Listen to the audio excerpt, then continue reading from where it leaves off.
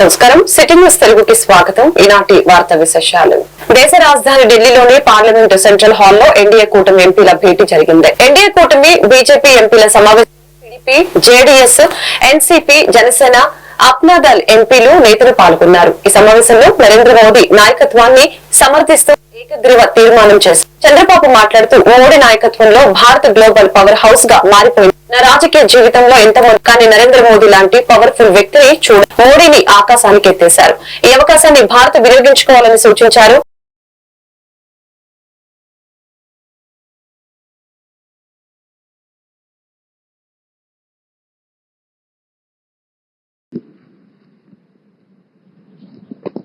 Honorable Prime Minister of India, Shri Narendra Modi ji,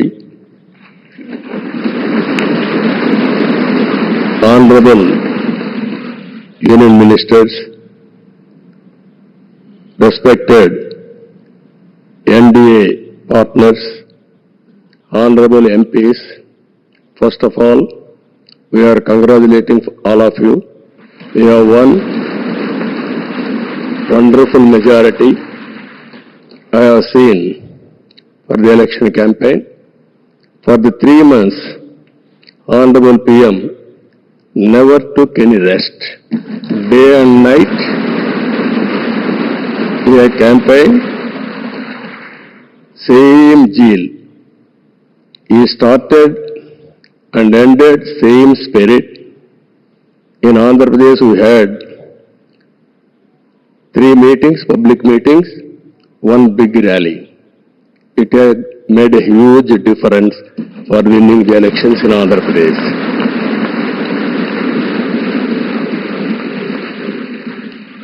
Honorable Home Minister has come. He addressed 1 meeting, very powerful meeting. It has changed the situation in a big way. I am thanking him. Even Honorable Rajnath Singh ji and also Nadda ji and also Gadkari ji, so many leaders have come and they have addressed. It has given a confidence among people that center is with state. We are thanking all ministers. And also here today, we stand at a crucial juncture. ఎన్నికల ఫలితాలు వెలువడ్డాక TDP నేతలు బీహార్ తరహా హింస రాజకీయాలు చేస్తున్నారని YCP నేత పేర్ని నాని తీవ్రంగా మండిపడ్డారు. వైసీపీ నేతలు గురువారం సాయంత్రం గవర్నర్ అబ్దుల్ నజీర్ కలిసి ఈ దాడుల గురించి ఫిర్యాదు చేశారు. ఫిర్యాదు చేసిన అనంతరం వైసీపీ నేతలు మీడియాతో మాట్లాడారు. టీడీపీ గుండాలు వైసీపీ నేతల ఇళ్లపై దాడులు చేస్తున్నారని పేర్ని నాని పేర్కొన్నారు. హింస కోసమే అధికారంలోకి వచ్చినట్లు టీడీపీ నేతల ప్రవర్తన ఉందని మండిపడ్డారు. బీజేపీని పిలిపించి విచారణ చేస్తానని గవర్నర్ చెప్పారని పేర్ని నాని అన్నారు. ఈ తరహా సంస్కృతి కొనసాగితే ఎల్లకాలం టీడీపీ అధికారంలో ఉండదు, గుర్తుంచుకోవాలని తెలిపారు. ఈ దాడుల్ని నిలువరించడానికి 26 జిల్లాల్లో జగన్ కమిటీలు ఏర్పాటు చేశామని తెలియజేశారు. 26 జిల్లాల్లోని లీగల్ టీంలను యాక్టివేట్ చేశారని, న్యాయ పోరాటం చేస్తామని పేర్ని నాని వెల్లడించారు. టీడీపీ చేసే హింసను ప్రజలకు తెలియజేస్తామని తెలిపారు. వైఎస్ఆర్సీపీ కార్యకర్తలను కాపాడుకోవడానికి మేము తిరుగుబాటు చేయాల్సిన పరిస్థితి వచ్చిందని పేర్ని నాని అన్నారు. ఆంధ్రప్రదేశ్ రాష్ట్ర గవర్నర్ గారిని ఈరోజు వైఎస్ఆర్ కాంగ్రెస్ పార్టీ తరఫున రిప్రజెంట్ చేయడం జరిగింది. పెద్దలు రాజ్యసభ సభ్యులు సుబ్బారెడ్డి గారు, తిరుపతి ఎంపీ గురుమూర్తి గారు, అరకు ఎంపీ తనూజి గారు, దర్శి ఎమ్మెల్యే డాక్టర్ శివప్రసాద్ గారు, కేశినేని నాని గారు, అట్లాగే అరకు ఎమ్మెల్యే గారు, పాడేరు ఎమ్మెల్యే గారు, ఇంకా ఎమ్మెల్సీ రఘురాం గారు, కేశినేని నాని గారు, ఇక పెద్దలందరూ కూడా గవర్నర్ గారిని కలవచ్చడం జరిగింది. కౌంటింగ్ అయిపోయిన తర్వాత, ఎన్నికల లెక్కింపు అయిన తర్వాత ఈ ఆంధ్రప్రదేశ్ రాష్ట్రంలో జరుగుతున్నటువంటి బీహార్ తరహా కిరాతకాలు, బీహార్ తరహా హింసా రాజకీయాలు ఇవన్నీ కూడా గవర్నర్ గారి దృష్టికి తీసుకెళ్తామైంది. ఎన్నికలు ఒక పక్క జరుగుతుంటే, ఎన్నికలు సంపూర్ణంగా పూర్తవకుండానే మధ్యాహ్నం నుంచి తెలుగుదేశం పార్టీ గూండాలు ఏ రకంగా ఇళ్లపై దాడులు చేయటం, ఇళ్లు తగలబెడతాం, ఇంట్లో ఫర్నిచర్ ధ్వంసం చేయటం, మనుషుల్ని కిరాతకంగా కొడతాం, ఇళ్లలోకి వెళ్లి ఆడవాళ్ళని హింసించటం, కార్లు ధ్వంసం చేయటం, కార్లు తగలబెడతాం, ఆస్తులు నాశనం చేయటం, భయభ్రాంతులకు గురి చేయటం. అంటే తెలుగుదేశం పార్టీ అధికారంలోకి వస్తే ఎర్ర పుస్తకంలో ఏం రాసుకున్నారా అంటే మేము హింస కోసమే, ఈ కక్ష తీర్చుకోవడం కోసమే, మాకు వ్యతిరేకంగా వైఎస్ఆర్ కాంగ్రెస్ పార్టీ ఎవరు జెండా పట్టుకుంటే వాళ్ళనల్లా కిరాతకంగా హింసిస్తాం, వాళ్ళ ఆస్తులు ధ్వంసం చేస్తామనేటువంటి దానికోసమే అధికారంలోకి వచ్చినట్టుగా ఇవాళ వాళ్ళు ప్రవర్తిస్తున్నారు. ఇవన్నీ గవర్నర్ గారికి చెప్పినప్పుడు ఆయన ఆశ్చర్యపోయారు. ఏంటి ఇంత కిరాతకంగా జరుగుతుంటే పోలీసు పట్టించుకోవట్లేదా అని చెప్పినారు.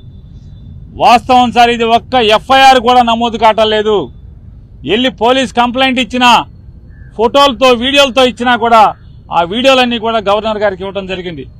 ఇంకా ఎక్కడెక్కడైతే జరుగుతున్నాయో అన్నీ చెప్పడం జరిగింది. ఆఖరికి ఈరోజు మీతో మాట్లాడటానికి వచ్చే ముందు కూడా నూజివీడులో ఒక కౌన్సిలర్ని నడి బజార్లో పట్టపగలు స్టాబింగ్ చేయడం జరిగింది. కత్తులతో వెంటపడి పొడవటం జరిగింది. పోలీసు సాక్ష్యంగా పోలీసులు. ఆంధ్రప్రదేశ్ రాష్ట్ర ప్రధాన కార్యదర్శిగా నీరబ్ కుమార్ ప్రసాద్ శుక్రవారం రాష్ట్ర సచివాలయంలో పదవి బాధ్యతలు చేపట్టారు. నీరబ్ కుమార్ ప్రసాద్ ను సీఎస్ గా నియమిస్తూ రాష్ట్ర సాధారణ పరిపాలన శాఖ జీఓఆర్టీ సంఖ్య 1034 ద్వారా ఆదేశాలు జారీ చేయగా శుక్రవారం వెలగపూడి రాష్ట్ర సచివాలయంలో సీఎస్ ఛాంబర్ లో తిరుమల తిరుపతి దేవస్థానం వేద పండితులు మరియు విజయవాడ శ్రీ బ్రహ్మరామ మల్లికార్జున స్వామి దేవస్థానాల వేద పండితుల దివ్య ఆశస్సుల మధ్య నీరబ్ కుమార్ ప్రసాద్ సీఎస్ గా బాధ్యతలు స్వీకరించారు.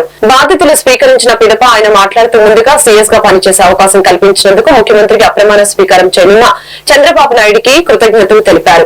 ప్రభుత్వ ప్రాధాన్యతలకి అనుగుణంగా పనిచేసి వివిధ అభివృద్ధి సంక్షేమ పథకాలను క్షేత్రస్థాయిలో మరింత సమర్థవంతంగా అమలు చేయడం ద్వారా ఆంధ్రప్రదేశ్ రాష్ట్రాన్ని అన్ని రంగాల్లోనూ ముందంజలో నిలిపేందుకు తన సాయశక్తుల కృషి చేస్తానని సీఎస్ నీరబ్ కుమార్ ప్రసాద్ పేర్కొన్నారు.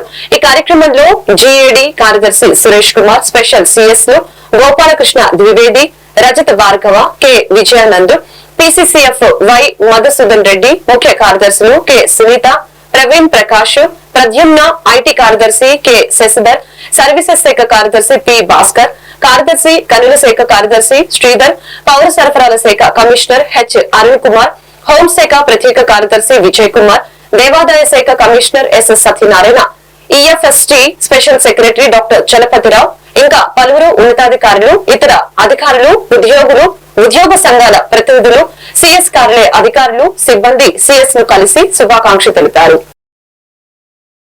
I thank the government for giving me this opportunity. It's a privilege to work under the visionary leadership of our Honorable Chief Minister, Shri Nara Chandrababu Naidu Garu. I seek the cooperation and assistance of all the government officers, staff, all the people, all the stakeholders in this endeavor of ours to bring the state of Andhra Pradesh onto the road of development. Thank you all and look forward to your cooperation. Bapatla జిల్లా కర్లపాలెంలో వేగశ్రీ నరేంద్ర వర్మ ఎమ్మెల్యేగా గెలుపొందిన సందర్భంగా కర్లపాలెంలో ఎన్టీఆర్ విగ్రహానికి పూలమాలలు వేసి తర్వాత doctor BR Ambedkar కి పూలమాలలు వేసి రోడ్ షో నిర్వహించారు. అనంతరం ఆయన మాట్లాడారు. నాపై ఎంతో నమ్మకంతో ఓట్లు వేసి గెలిపించినందుకు అందరికీ ధన్యవాదాలు తెలిపారు. మీ అందరికీ మంచి చేస్తానని, తప్పు ఏదైనా చేస్తే నన్ను అడగమని అన్నారు. బాపట్ల జిల్లా అభివృద్ధికి తోడ్పడతానని అన్నారు. ఈ ర్యాలీలో సీనియర్ నాయకులు, కార్యకర్తలు పాల్గొని జయప్రదం చేశారు.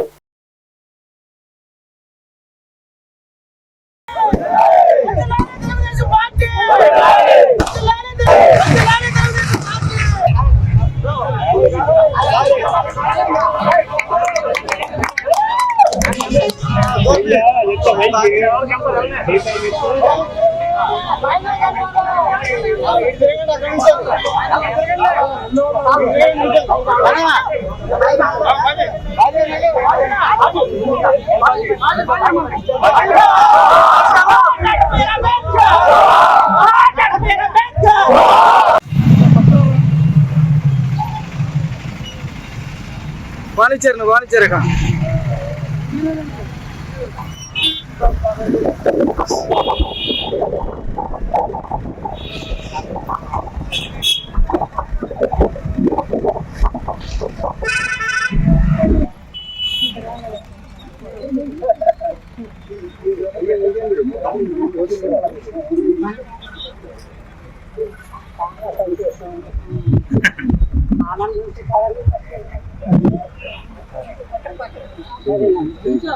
భవనంతో విందు భోజనం పెట్టారు.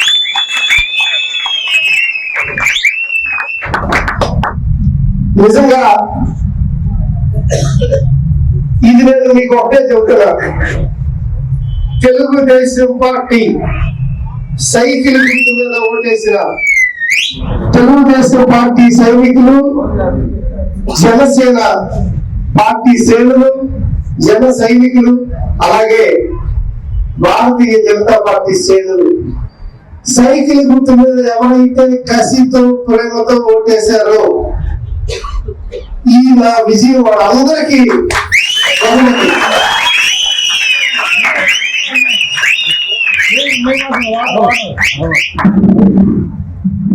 ఎంతో చిత్తశుద్ధితో, మరింత నిజాయితీతో, మరింత ఐకమత్యంతో 20 ఏళ్ల కసిని, కోపాన్ని, క్రమశిక్షణతో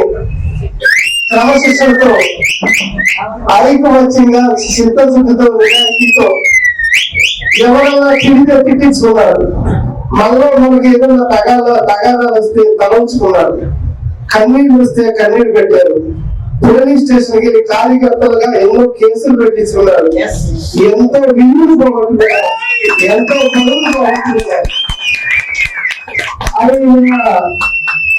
ఎలక్షన్ కోసం చిత్తశుద్ధితో తల వంచి పనిచేశారు. మీ అందరికీ తల వంచి చూస్తారు. రాష్ట్రంలో జరిగిన ఎన్నికల్లో తెలుగుదేశం పార్టీ ఘన విజయాన్ని కాంక్షిస్తూ వేమూరు తెలుగుదేశం పార్టీ ఆధ్వర్యంలో శుక్రవారం వేమూరు గ్రామ దేవత కట్లమ్మ తల్లి దేవాలయంలో తెలుగుదేశం పార్టీ శ్రేణులు ప్రత్యేక పూజా కార్యక్రమాలు నిర్వహించారు.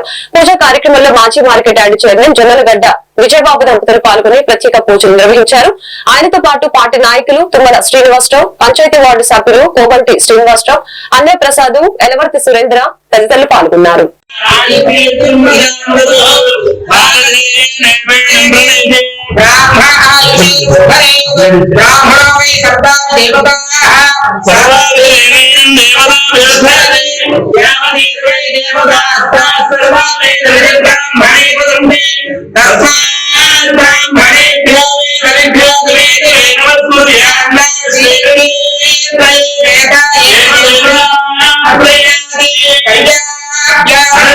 ఈ వార్తలు ఇంతటితో సమాప్తం. మరొక బులెటిన్ లో మళ్ళీ కలుద్దాం. నమస్కారం.